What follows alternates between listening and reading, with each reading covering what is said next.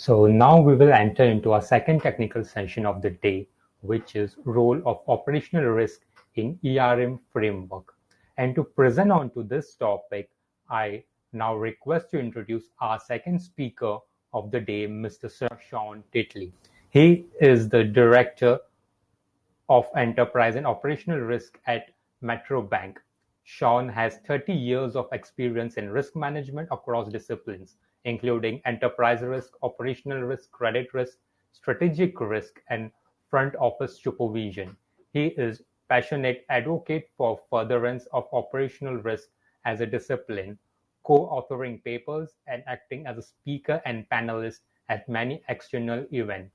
Sean has held director-level roles at a number of organizations, both on a consultancy and permanent basis.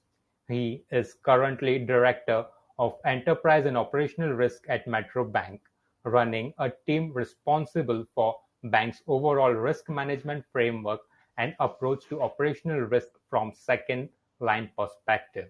This includes liaison with the PRA and FCA and making ongoing enhancement on bank's approach to risk appetite, governance, and embedding a strong risk culture across three lines of defense. His team is working closely with first line on approaches to fraud, operational resilience, third-party risk management, and the management of people, change, data, information security, and technological risk. Sean is member of Institution of Operational Risk (IRM) Operational Risk Committee, providing advice on its approach on operational risk and running the IOR's chapter across the globe. Over to you, Mr. Sean. Great, thanks for the introduction. I couldn't have written it better myself. I was going to hope that I can share my screen. I hope everyone can see it. Just bear with me a second. I'm used to the technology here. Sean, sorry to interrupt you. Your internet connection is very weak and we're not Can you see able that to okay? hear you properly. Yeah, now it's fine. Yeah. Is that better? Okay. So this is my topic for the day: the role of operational risk in the ERM framework, which is a key topic to many people, and certainly something I've faced quite a few times in my career, and most recently here at Metro Bank. So first, we'll start off with a bit of a disclaimer. These are my views from my many years of experience, not necessarily those of Metro Bank, and it's subject to the Chatham House rule, so which is set out there. Just a bit of admin there. So let's start with what I think are the building blocks for an enterprise risk management or ERM framework. So that every framework needs a structure, a skeleton around which it's built to cover all aspects of risk, to make sure the institution you're governing is governed robustly. So let's split that into financial and non-financial risks, the latter, non-financial, including operational risk. So the key building blocks, as I see them, are to start with what we'd call the risk taxonomy. How do you categorize each level 1 risk and level 2 risk? How do they fit together? Just click through this because it's not coming up with the diagrams. There we go. It's coming up slowly. So your risk taxonomy is the foundation of that. So it's how you categorize the risks, which I'll come on to in the next slide. On top of that, how do you define the risks in your taxonomy? What's the bank or other organizations' definition of operational risk, credit risk, etc.? What appetite do you have for risk? By appetite, I mean how much risk are you willing to tolerate in furtherance of your organization's strategy? You'll need a group of policy documentation, defining the different types of documents you have, so that you make sure it's how you define the risk, your risk appetite, all the ways you govern risk are written down so that people can view them and live by them. You need a governance structure. You need risk committees going up to board level. You need to make sure they interact easily, both top down and bottom up, to make sure that risks are escalated up to the board, and the board's view on risk is cascaded down to everybody in the organisation. You also need to define ownership of risk. Lots of organisations, especially banks, use what we know as the 3 lines of defence model for risk ownership. So this is an example of a risk taxonomy.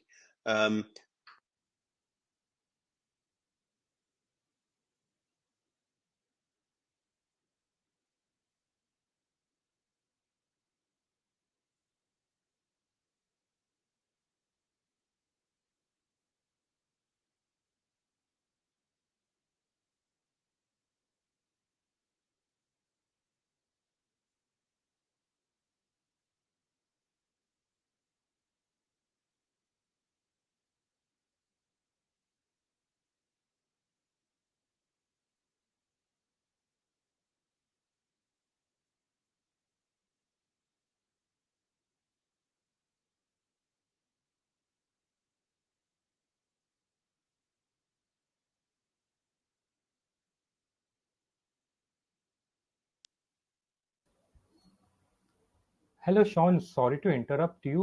We are not able to hear you. You're not audible.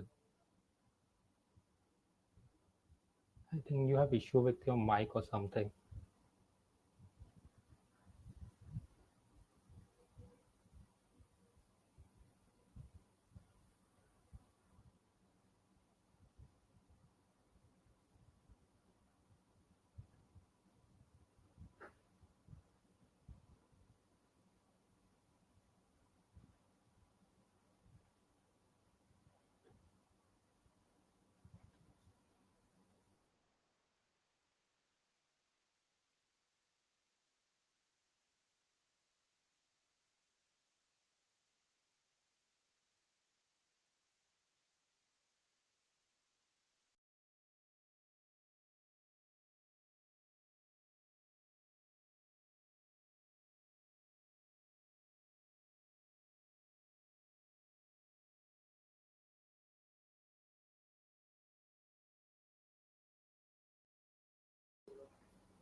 No, Sean, we are still not able to hear you.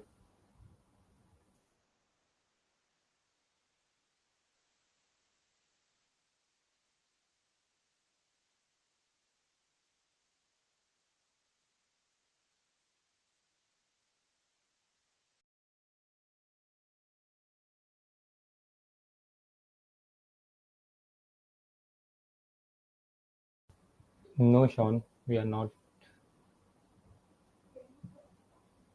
Can you check with your mic once?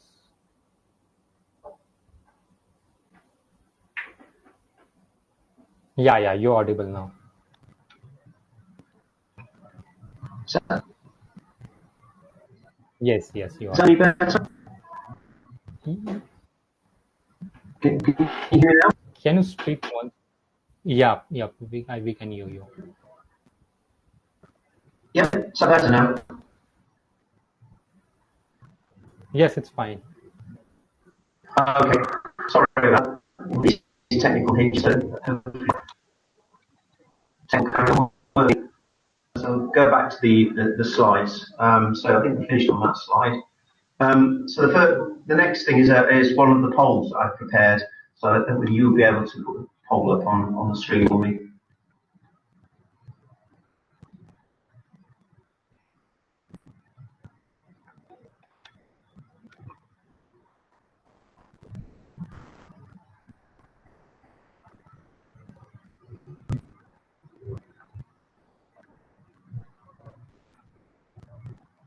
So we've got the first one, what risks does your operational risk team have? So is that working?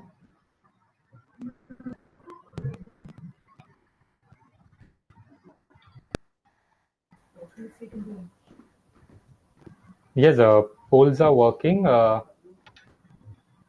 and people can start for the polls. Okay. Can I see the poll? Right. Pick a category.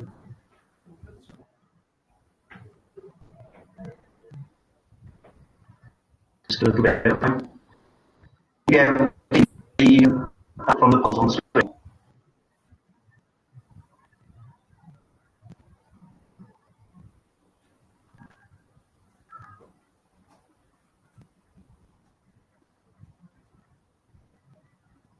Yes, you can continue.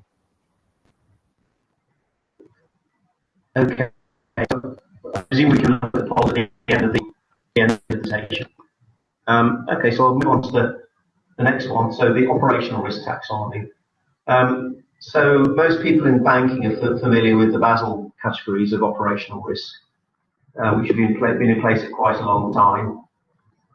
And these are the ones we've got on the screen here, which are internal and external fraud, employment practices and workplace safety, clients, products and business practices, damage to physical assets, business disruption and systems failures, and execution, delivery and process management.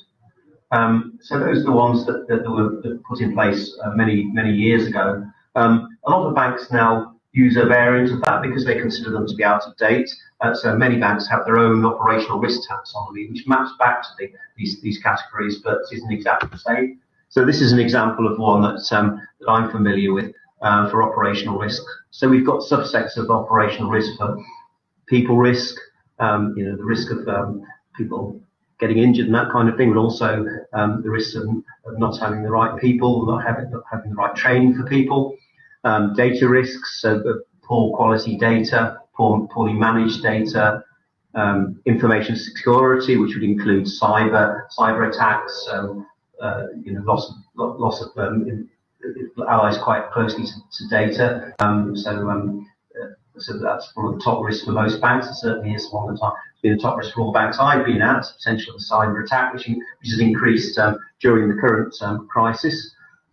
Technology and IT risks, so the risk of your technology not working or being stable. Operational resilience, which I'll come on to later on as a category. Fraud, internal fraud, so fraud committed by your own people, or external fraud committed by external actors. Process execution, which is a little bit of a catch-all, which is your process is not running correctly, it's not working, or not being followed correctly.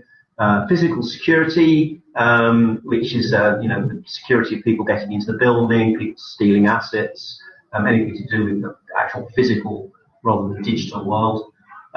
Third-party risks, which is a big area of regulatory focus across the world. When you use third parties to outsource or to provide critical services, what are the risks of it? If they don't perform, you're still responsible for the risks. So how do you make sure that they're managed well and they continue to function, they don't go bust, etc., etc. And the final one in here is change risk. Often a lot of risks introduced whilst doing important changes, so that the process of introducing a change can introduce risks, and the act of the change itself may be risky itself, but the actual process of introducing the change. So I've got another poll here. So I'm not sure if it's best to do polls to be done as we go along. Just continue the presentation and look at them later. There's these polls if you're able to access through the technology. Is what do you think the role is of the second line operational risk team? And I'll come on to the lines of defence. What I mean is the sort of head office operations team. Will come up as a word cloud when you've completed it, so I'll give you an idea of the key themes. So is it best to continue through the polls later on in our this approach?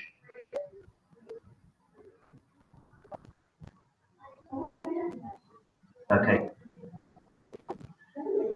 Let me move on to the next part of the presentation.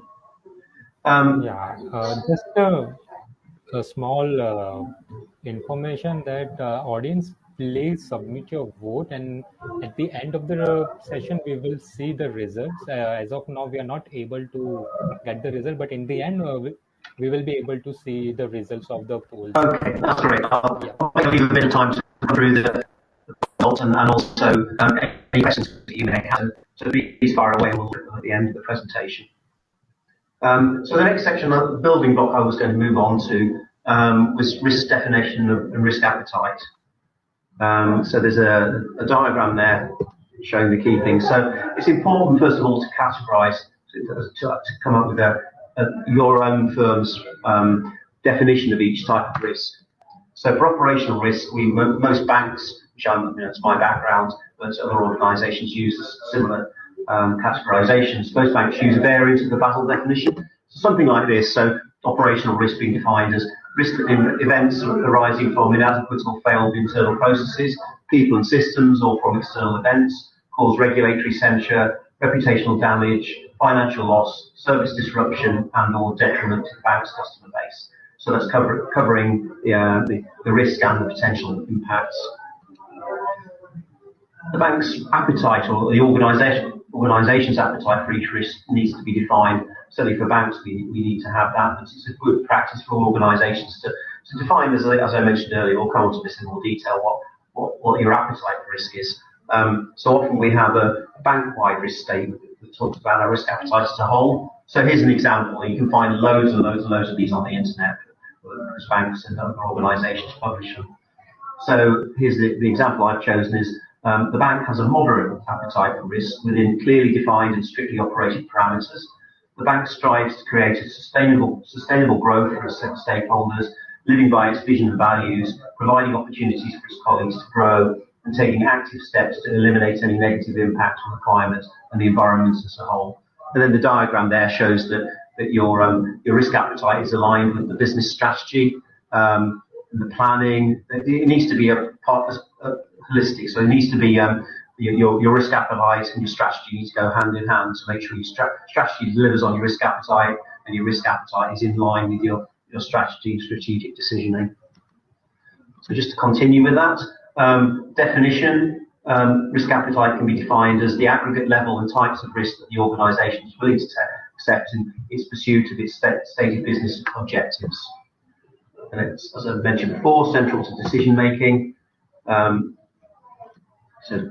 the executive, the ExCo, responsible for agreeing that both on a qualitative manner in terms of coming up with a statement like the one I used earlier as an example, and quantitative, so metrics, to embed the risk appetite measures within both the review by the second line head office, challenge provided, and embedding them as a decision-making tool throughout the organisation to make sure everyone's aware that they need to live within risk appetite.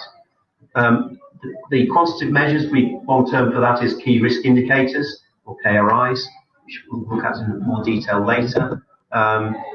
Generally, we'll have them at board level, so a very high level, very few are the key measures of monitoring risk the board needs to know about at executive level, and then maybe lower than that as well. The next building block I move on to is policy documentation, because it's very difficult to enforce a strong risk culture unless it's written down and everybody's aware of it. So that's a diagram illustrating what I'm going to talk about. So as I said, each organisation needs to set out its expectations for managing risk in a clear and structured manner. The taxonomy is one way I've used to structure policy documentation, so you align your policies with the risks that you face. That can start from high-level frameworks, so an overarching framework. So in the diagram, you can see an enterprise risk management framework right at the top. Below that, frameworks for level 1 risks, like operational risk. Below that, policies, like an IT risk policy. Standards and other documents being the more detailed way of how the policies being operationalised and how they work throughout the organisation. As I've said there, one example would be op risk and technology beneath it. And I'll move to another poll question. So how do you know your policies are complied with? So there's you can do that. It'd be interesting to get your views on the options there. Is it third line assurance by the internal team attestations, or are there other methods by which you can show that your policies are compliant? Sean? Yeah.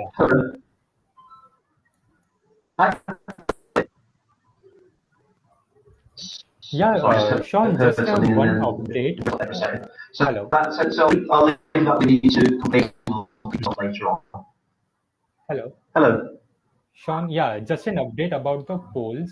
On the poll section, when you too have to submit your answer, and when you submit your vote, scroll down at the bottom, and then you will be able to see the results.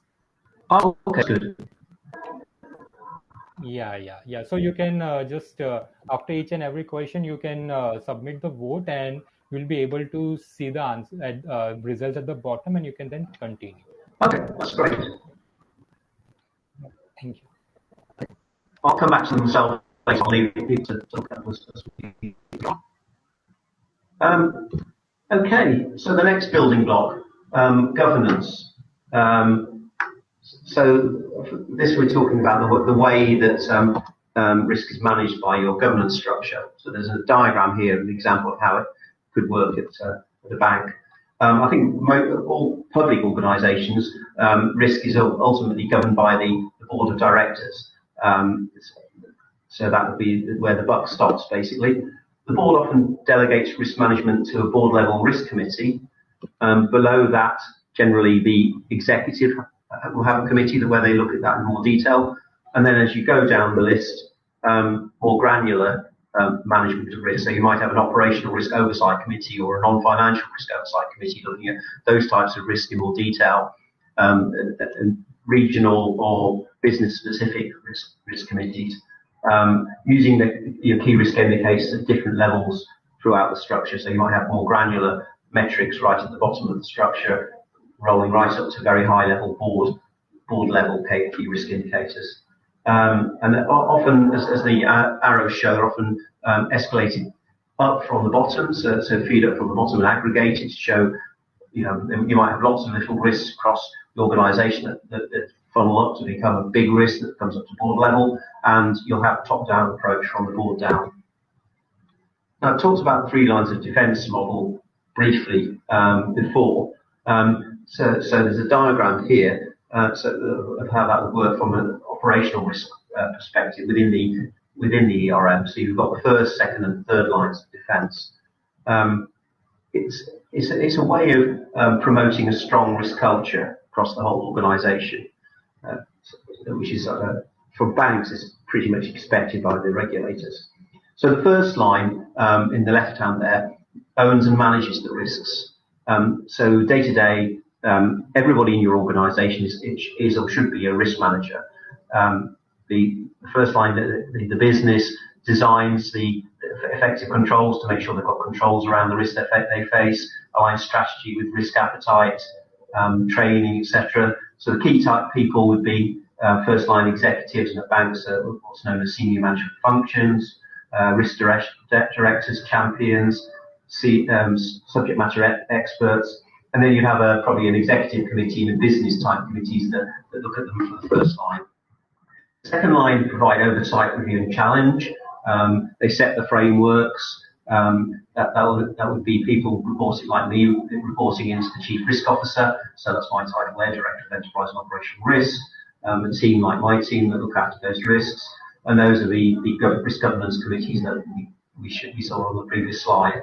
And then the third line is generally internal or maybe outsourced external audit that independently verify that the framework is operating effectively and validates our approach in the second line and the first line to risk management. So it means that for all your risks that you're facing, you've got 3 layers of defence there to make sure that risk is owned and governed effectively. And so that's an example.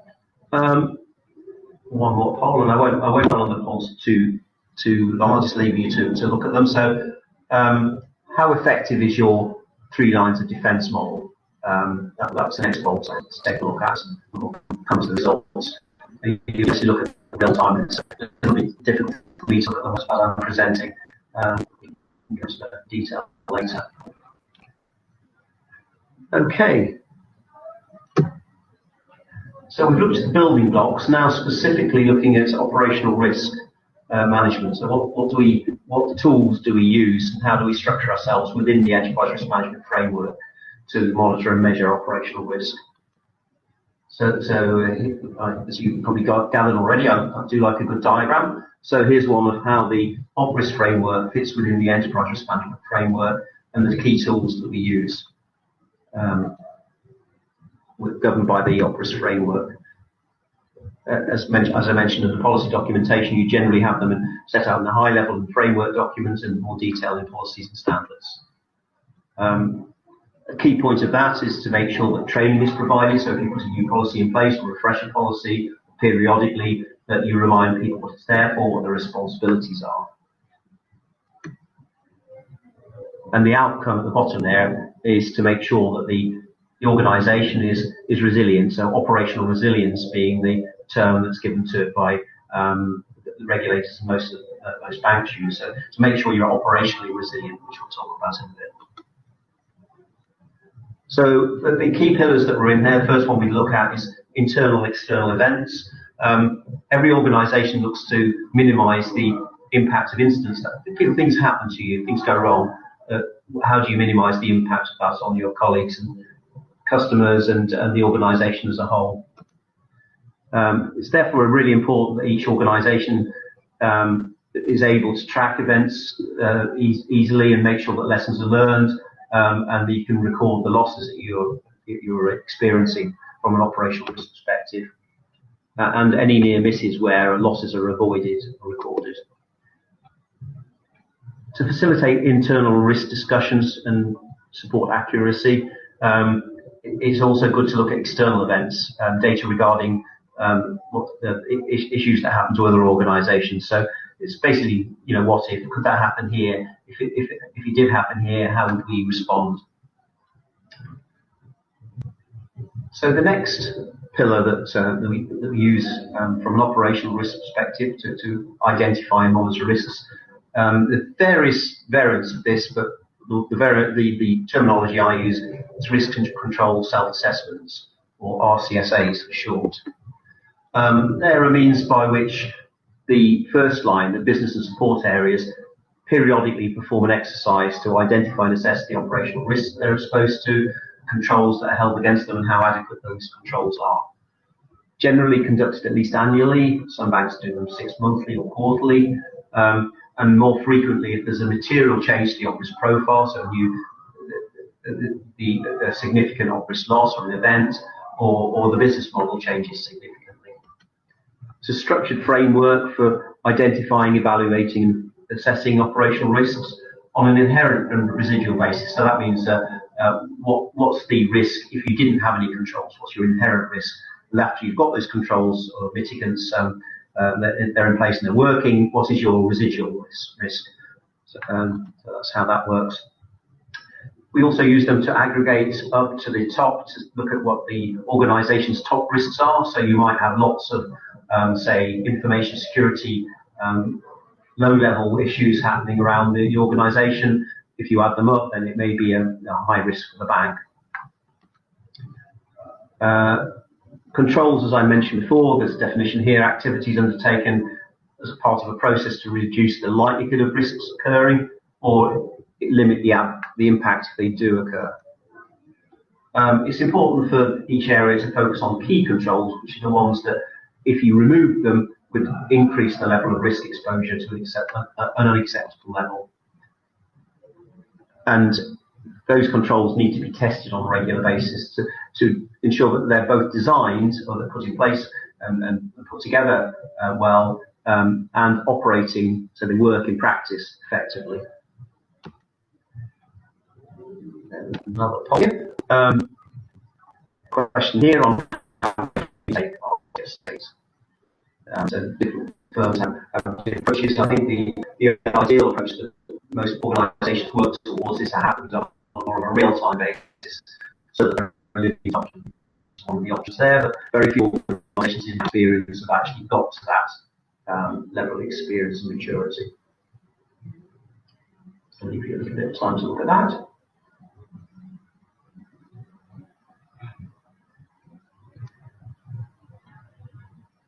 So moving on to the next pillar for operational risk. That's scenario analysis, and for banks the ICAP process, which is the annual process of assessing the adequacy of the capital that banks hold. So in order to take a forward-looking view of operational risk, scenario analysis is undertaken to look at severe yet plausible events that may impact over a longer-term horizon. So your top risk that you're looking at typically over a 12-month horizon. What risk are you facing now? You'll also look at emerging risks that may emerge. But these are ones that could emerge over a number of years. But if some of them may be unlikely to happen, but if they do happen, they have a really significant impact on the organisation. And for banks, this is used as a tool to assess the level of capital required to hold against op risk. Lots of organisations hold periodic workshops, at least annually, or when there's a big change to the business profile. And as I mentioned there, that's used to calculate capital. So that's where you think, well, say, for example, a ransomware attack from information security, how often could that happen? It'd most likely hopefully be, once in 40 years. But if it did happen, how much impact would it cause to your organisation? How much could you lose? What would your management actions be if you were faced with that? So it's both a practical way of thinking about what would happen if this risk occurred, and a way of assessing what the potential impact could be, and do you need to hold capital against that impact? And the bigger banks will use capital modelling to help calculate that, as well as calculating if whether one or more of these events could happen at the same time. So you're looking at the likelihood that these would correlate, which is what I said there.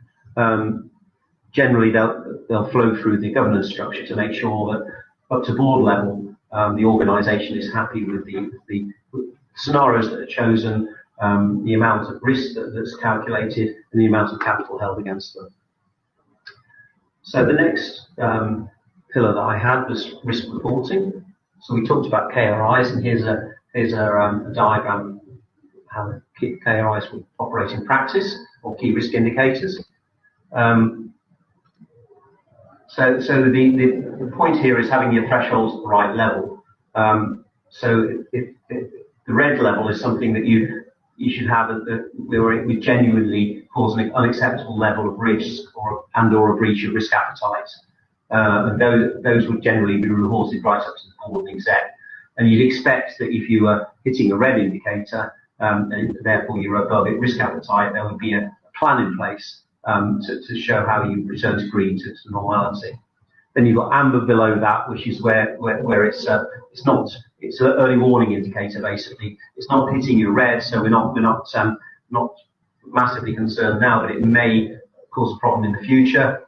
So that would be a less urgent indicator to show that action should be taken. But what do we need to do to manage it? Could it go to red? How concerned are we? They're also used to investigate trends. So if you're constantly showing red, or say you're having lots of IT incidents, is there an issue with your IT system or the people who use it for managing your IT risks? Conversely, if all your indicators are always green, or sea of green, as I like to call it, have you got the right indicators, the right thresholds? Because they should be showing you things. They should be actually actionable. They should be something that your organisation takes actions about to manage risk. So being green all of the time is not necessarily a good thing. And then more generally, risk reporting can include deep dives of periodic times where you take a step back and look at what your overall risk profile is. Where have you got KRIs flashing red? What's the output from scenarios? What are the risks from your RCSAs? What incidents have you been seeing, or operational risk events and losses? And what are the trends? So if you're seeing a lot of events related to IT, is that the top risk? Is that in your RCSA? Is that risk in your RCSA? What controls have you got around it? And if you're having incidents, do you need to strengthen those controls or put new controls in place? The next topic, which is an overarching topic, is not necessarily a pillar of operational risk, but something a lot of firms would call it an outcome. So you're aiming to make sure your firm is operationally resilient. And there's some definitions here. The ability of firms in the financial sector as a whole to prevent, adapt, respond to, and recover from, and learn from operational disruptions. So the difference with operational resilience and slightly more old-fashioned approaches to business continuity is you're expecting to have events. In practice, all organisations suffer from instances of operational risk losses. So it's important to try and prevent them, but it's also important to know how to respond to them when they happen, how to recover from them, how do you have a plan in place to a playbook or something similar to recover from events that happen, and how do you learn from them? It's really important to learn from your mistakes. And as it says there, that's the PRA's and the UK regulators' approach. The UK regulator expects firms to identify what they call important business services, which are what are the key services that your organisation provides. So at a bank, it might be payments or allowing access to cash. Those kind of very high level services. That the risk that their disruption poses either to financial stability of the bank as a whole, the firm's safety and soundness, and detriment to the customers from the other UK regulators, the financial conduct authorities' perspective. Then the next term that we use in looking at operational resilience is impact tolerance. What's the maximum tolerable level of disruption to an important business service, measured by length of time? So how long could your cash points for a bank not be working before it causes a real disruption to customers? That leads on to the concept of intolerable harm. So if your payment system goes down and you're looking to make a large payment for, say, buying a house, for example, and you can't do that transaction, then you're going to have a problem that might cause you intolerable harm. And then just quickly some key factors to do with operational resilience. So the things you should be looking at is what harm could they cause to your customers, considering the nature of your customer base, making sure you look after people who are particularly vulnerable, and time criticality, as I mentioned before. Then you've got harm to the firm, which is potential impact to the firm's viability, financial impact on the reputation of the organisation. So are customers walking out the door because they don't trust you because of something that's happened? Legal or regulatory impact. So will the regulator step in and censure you because you've caused harm? Harm to market stability for the bigger players. So would an event impact the wider economy for the larger firms? So let's look at organisation of an enterprise and operational risk team. So this is an example of how a team could be organised. So you've got someone in my sort of role at the top. We've got 4 teams in here. So let me put all this up so it's easier to see it all. So what I'm looking here is to make sure that we cover all the programs and tools that we need to operate to show demonstrate effective management of operational risk and management of each of the categories. So you'll see there that we've got an operational risk team looking at the key programs and the tools, which is looking at the framework, which is this numbers there from the blue box at the top.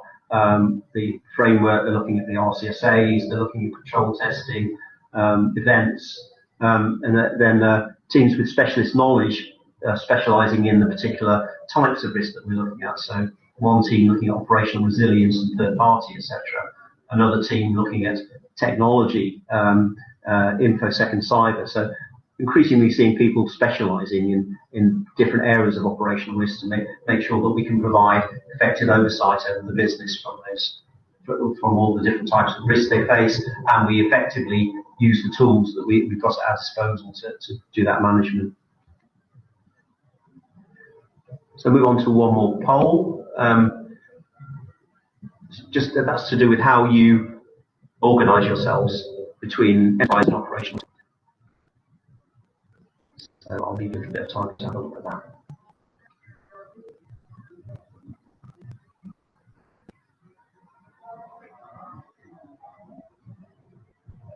Just looking how we're doing for time. I think we're moving on nicely.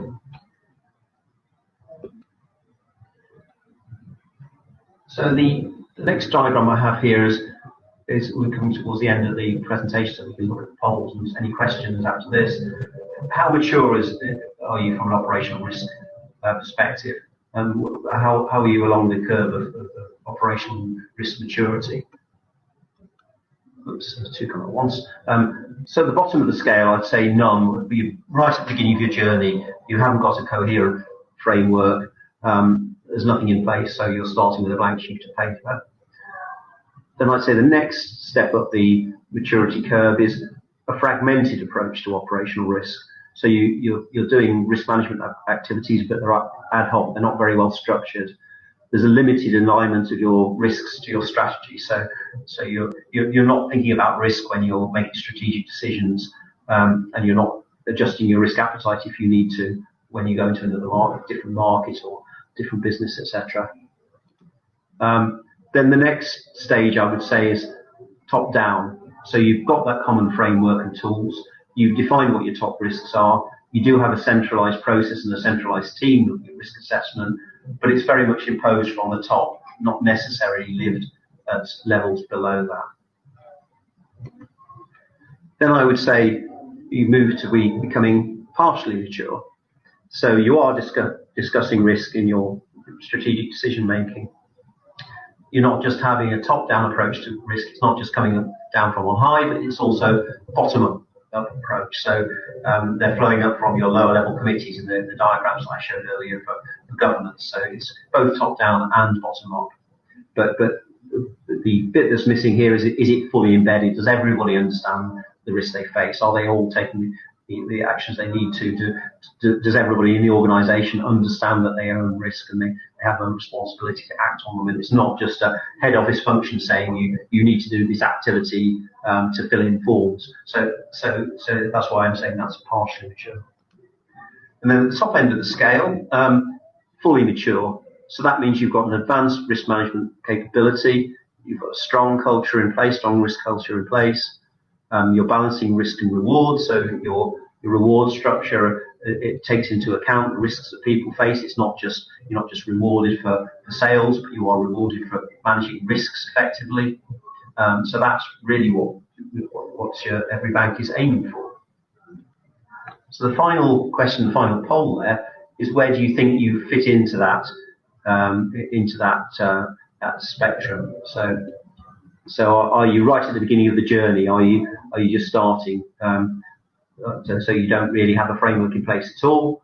Are you in the middle where you've got good structure in place, but not sure how far that's got down to people that are operating within or throughout your business? Or are you completely mature? Have you got a great system in place, great people, strong risk culture? Everybody gets risks. Everybody knows how they're managed and mitigated, and everybody knows what their responsibilities are. So that was the end of my formal presentation. So I don't know whether we've got some questions or whether we want to look at the output of the polls.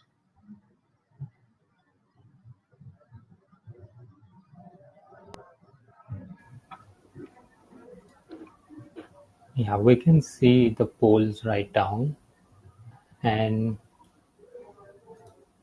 there are no questions coming up, so we can end this session now. And thanks a lot for your invaluable such great presentation and about great information on the role of operational risk in ERM framework. So we can just move on to the other session now. Thank you.